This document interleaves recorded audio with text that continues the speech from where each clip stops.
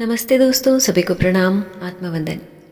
दोस्तों, चैत्र अमावस अपने आप में ही बहुत ज़्यादा महत्वपूर्ण होती है। स्पेशली जो लोग स्पिरिचुअल हीलिंग्स में बिलीव करते हैं, उनके लिए ये अमावस बहुत ही ज़रूरी होती है, क्योंकि इसी अमावस को हम पितृकार्य अमावस भी कहते हैं। नाम से ही पता चल रहा है। वैसे तो हर अमावस को हम पितरों के लिए ध्यान करते हैं, उनके नाम से दान देते हैं, जप करते हैं, ध्यान करते हैं, लेकिन ये अमावस अपने आप में बहुत स्पेशल अमावस होती है। इसे भूतादि अमावस भी कहते हैं। इस अमावस का और एक खास रीज़न क्या है कि ये इस दिन यानी 18 मार्च को इस संवत का आखिरी दिन है, और इसके अगले ही दिन यानी 19 मार्च को चैत्र नवरात्रि भी शुरू हो रही है। यानी संवत 2083 भी 19 मार्च को चैत्र नवरात्रि के साथ आरंभ होने जा रहा है। और दोस्तों, अगर हम 20 मार्च की भी बात कर लें तो उस दिन है स्प्रिंग इक्विनॉक्स, यानी दिन और रात जब बराबर होते हैं, बैलेंस में होते हैं। इसलिए दोस्तों, ये समय है खुद को बैलेंस करने का, अपने अंदर की हर स्थिति को संभाव में लाने का। इसलिए जब हमने आज यानी अमावस के दिन पितरों का आशीर्वाद लिया, आपने देखा कि हम पिछले 3 दिन से एंसेस्ट्रल हीलिंग पर काम कर रहे हैं। दोस्तों, हम एक नए संवत में प्रवेश करने से पहले अपने पितरों का आशीर्वाद ले रहे हैं कि हम एक नए संवत में प्रवेश करते हैं अपने पितरों के आशीर्वादों के साथ। कहा भी जाता है ना कि जीवन में हर नया काम, हर शुभ कार्य की शुरुआत अपने ही पितरों के साथ की जाती है। पहला निमंत्रण अपने पितरों को ही दिया जाता है, क्योंकि उन्हीं के आशीर्वाद से हर शुभ कार्य की शुरुआत होती है। तो इसलिए दोस्तों, आज यानी 18 मार्च चैत्र अमावस के दिन बहुत सारे इम्पॉर्टेंट रिचुअल्स हैं जो कि करने बिल्कुल भी मुश्किल नहीं है। आप में से जिन लोगों को ऐसा लगता है कि रिचुअल्स करने से कुछ नहीं होता, एक बार करके ज़रूर देखिए, आपका मन बहुत शांत महसूस करेगा। दोस्तों, ये जो चैत्र अमावस होती है ना, ये अपने आप में इतनी खास होती है क्योंकि ये एक बहुत बेहतरीन समय है। एक संवत ख़त्म हो रहा है, अगले दिन एक नया संवत शुरू हो रहा है। कार्मिक रिलीज़ के लिए ये बेस्ट टाइम होता है। बेस्ट टाइम होता है खुद को प्यूरिफाई करने का, अपने अंदर की नेगेटिविटीज़ को छोड़ने का और एक नई शुरुआत करने का, एक न्यू बिगिनिंग का समय होता है। और साथ ही दोस्तों, ये समय बहुत ही सेंसिटिविटी के साथ आता है, यानी आपके भीतर इस दौरान आपके इमोशंस, स्पेशली क्योंकि मून की बात हो रही है ना, तो हम अपने इमोशंस की भी बात करते हैं। हमारे इमोशंस इन दिनों बहुत ज़्यादा फ्लक्चुएट करते हैं, यानी या तो बहुत खुश या फिर बहुत ही उदास। इसलिए ये समय है रिसेप्टिविटी का, ये समय है अपने पितरों के आशीर्वाद से आज एक नए जीवन का शुरुआत करने का। बस यूँ समझ लीजिए कि आज के दिन आप अपने पितरों से ऐसे आशीर्वाद मांगेंगे कि हम एक नए जीवन को कल से शुरू करने जा रहे हैं। आज पितरों का आशीर्वाद लेंगे, कल से माता रानी का आशीर्वाद लेंगे, ताकि हम अपने जीवन को फिर से एक नई तरह से शुरू कर सकें, पुरानी नेगेटिविटीज़ को छोड़ सकें। चाहे जीवन में कितनी भी गलतियां हो गई हों, चाहे दूसरों ने हमारे साथ कितना ही गलत किया हो, लेकिन कल से हम एक नई शुरुआत करने जा रहे हैं। पास्ट की नेगेटिव मेमोरीज़ को आज छोड़ने का समय है। तो दोस्तों, जब हम रिलीज़ करते हैं तभी कुछ जीवन में नया एंटर कर पाता है।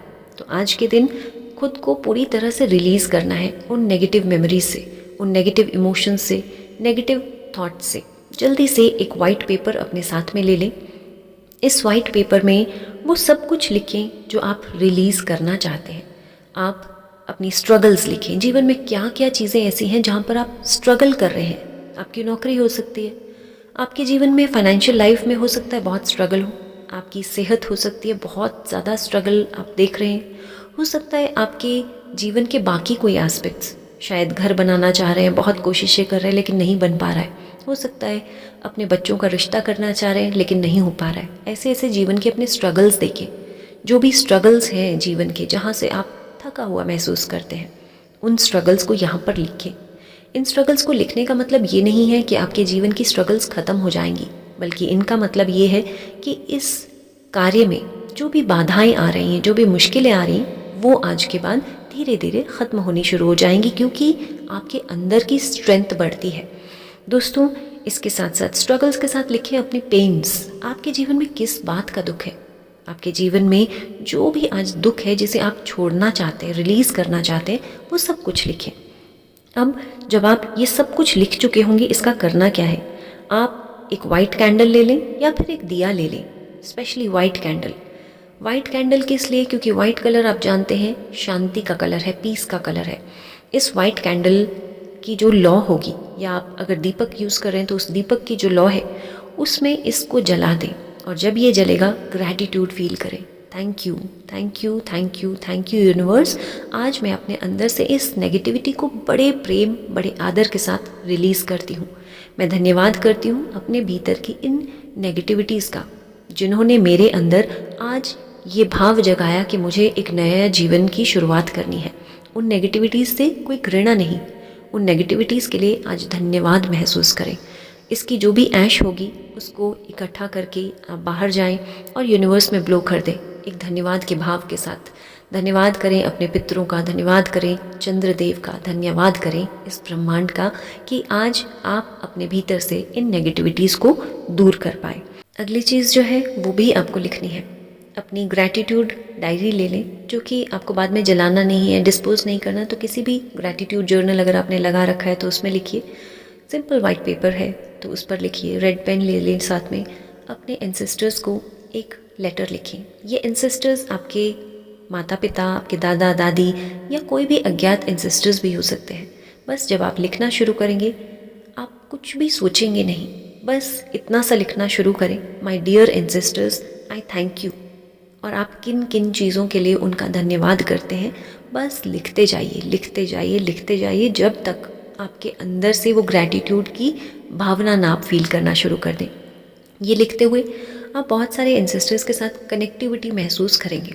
उस कनेक्टिविटी के लिए ग्रैटिट्यूड लिखते जाएं। थैंक यू, मैं आपके साथ ये कनेक्शन महसूस कर रही हूँ। ये ग्रैटिट्यूड जर्नल अगर आप पूरे विश्वास के साथ लिखेंगे तो बहुत बार ये आपके ऑटोमेटिक राइटिंग की तरह भी चलता है। जब आप ये लिख रहे होंगे और अगर बहुत ज़्यादा कनेक्शन फील कर रहे होंगे तो ऐसा भी हो सकता है कि लिखते हुए आपका मन नहीं करेगा कि आप कुछ और लिखें, लेकिन कनेक्शन बहुत गहरा फील होगा। ऐसी स्थिति में अपने पेन और पेपर को ना छोड़ें, बस आँखों को बंद कर लें। कुछ देर ऐसे ही बैठें, क्योंकि बहुत बार डिवाइन गाइडेंस आपको इसी रूप में मिलती है। आपको हो सकता है कोई डिवाइन गाइडेंस ऑटोमेटिक राइटिंग के रूप में दिखाई दे। उसके बाद जब आप बिल्कुल कंफर्टेबल होंगे, बिल्कुल सहज होंगे, थोड़ी देर के लिए इसी चैनल पर आपको रामादासा मेडिटेशन मिल जाएगी, आप उसको ज़रूर कीजिएगा। वो अपने आप में बहुत पावरफुल मेडिटेशन है। बाकी के रिचुअल्स हम लाइव सेशन में करेंगे, और इसी के साथ साथ आप एक रिचुअल और कर सकते हैं। ज़रूरी नहीं है कि ये आपको आज ही करना है, अगले 2-3 दिनों में आप इसको कर सकते हैं। एक बकेट में गुनगुना पानी लें, थोड़ा सा उसमें नमक डाल लें और अपने पाँव को उस पानी में डिप कर लें। जब आप ऐसा कर रहे होंगे अपने साथ फिर से वही रामादासा मेडिटेशन ऑन कर लीजिए, आँखों को बंद करिए और उस मेडिटेशन को करिए। उसके बाद जब आप उठेंगे बहुत लाइट फील करेंगे। तो थोड़े से रिचुअल्स हैं, इनको करना कोई भी मुश्किल नहीं है, ज़रूर कीजिएगा। आपके एक्सपीरियंसेस नीचे कमेंट बॉक्स में आकर ज़रूर शेयर कीजिएगा। इसी चैनल पर आपको मेडिटेशन की बहुत सी वीडियोस मिलेंगी। हमारे साथ लाइव सेशन में ज्वाइन करना चाहते हैं तो आप चैनल को सब्सक्राइब कर सकते हैं, जिससे हर लाइव नोटिफिकेशन आप तक समय समय पर पहुंचती रहे। औरों के साथ चैनल को शेयर कर सकते हैं, उन लोगों के साथ स्पेशली जिन्हें मेडिटेशन की ज़रूरत है, जो लोग कहीं अपने जीवन में जूझ रहे हैं, उनके साथ इस चैनल को शेयर ज़रूर कीजिएगा। तो चलिए जल्द मिलते हैं लाइव सेशन में ठीक 9 बजे। Thank you so much.